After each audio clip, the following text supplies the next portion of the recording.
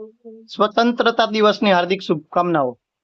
આપણે અંગ્રેજોથી આઝાદ થઈ ગયા, પરંતુ શું આપણે આપણી આર્થિક રીતે આઝાદ છીએ?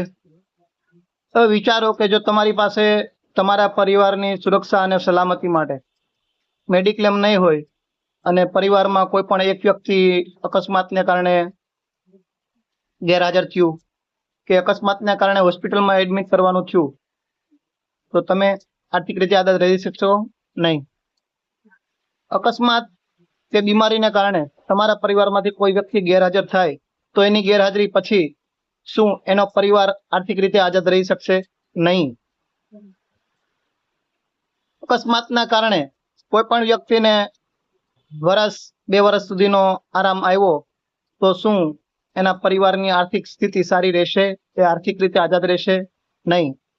જો તમારે તમારી નિવૃત્તિ પછી તમારે કોઈ પણ પર નિર્ભર ન રહેવું હોય તો તમારે તમારી આર્થિક આઝાદી ખૂબ જ જરૂરી છે।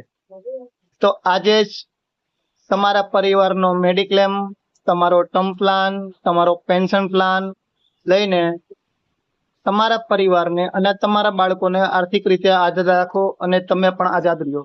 તો આજે જ તમારા પરિવારનો વીમો કરવા માટે કોલ કરો 7168 12 985 જયદીપ કુંડળિયા। થેન્ક યુ અને આર્થિક રીતે આઝાદ રહો।